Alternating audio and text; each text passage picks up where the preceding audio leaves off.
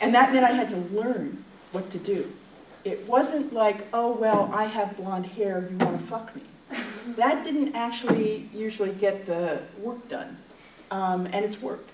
So what I can say about sexuality that I think is really important is that how we understand our own desires and explore them is profoundly influenced by whether we fear we'll be punished for them. And whether we'll be punished in the world through incarceration, pregnancy, loss of community, loss of family, loss of citizenship, loss of our children.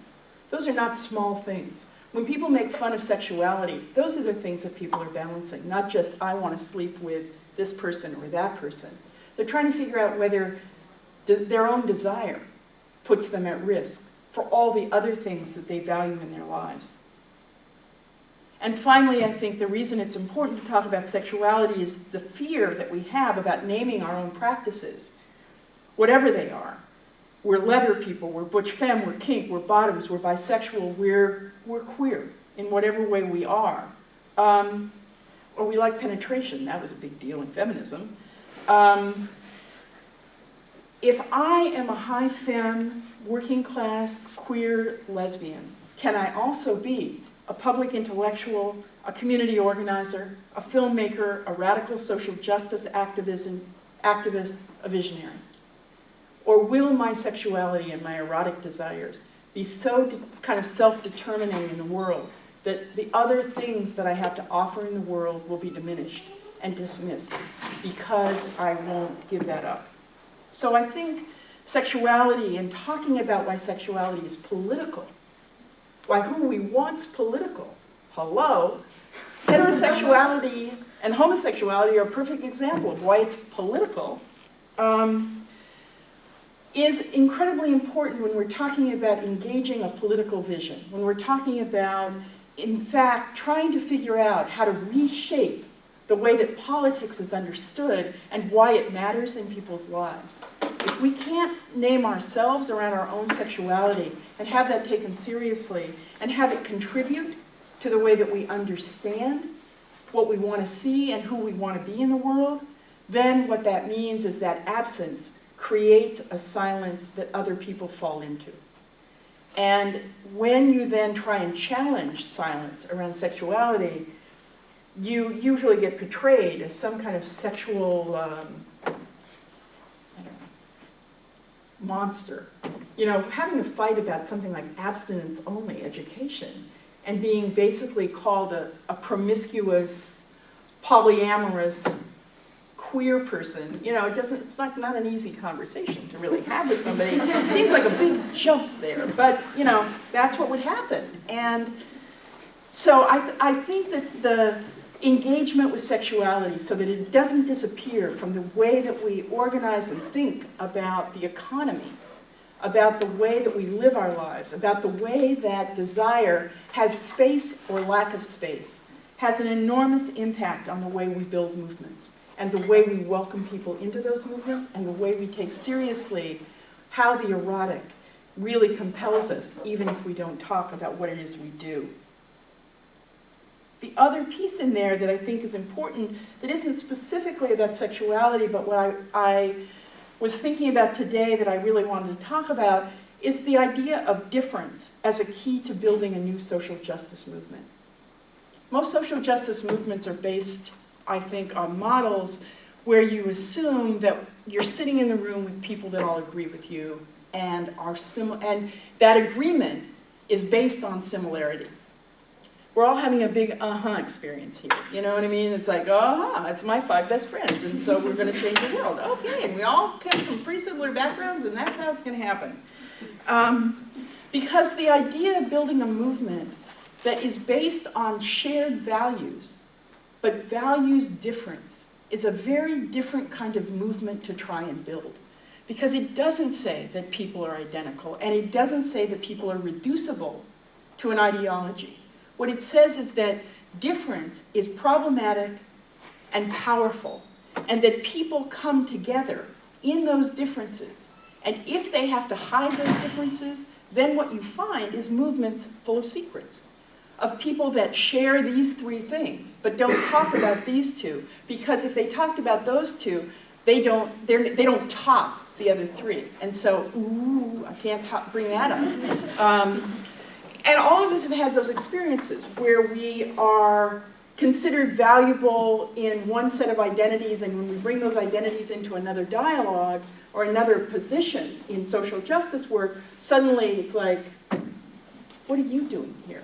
You're just a fill in the blank. You're just a deviant in one way or the other that doesn't seem to match up with the way that we've organized community. And so I often struggle with why difference is seen as so threatening. It was certainly true in the women's movement, where it was a sisterhood. So if you weren't part of the sisterhood, you could get your butt right out of the room. That was pretty much what the agenda was. When Abby was talking about the Barnard Conference around sexuality, the anti-pornography movement explicitly set up picket lines in front of Barnard College, saying that, with people's names on them, including my own, saying that crossing that picket line meant betraying feminism, and that people like myself, Dorothy Allison, Jill Gomez, Shireen Moraga, were dangerous anti-feminists, and therefore a picket line was the determinant of whether you were a feminist or not. I have to say, as an old labor person, it was the only picket line I've ever crossed in my life.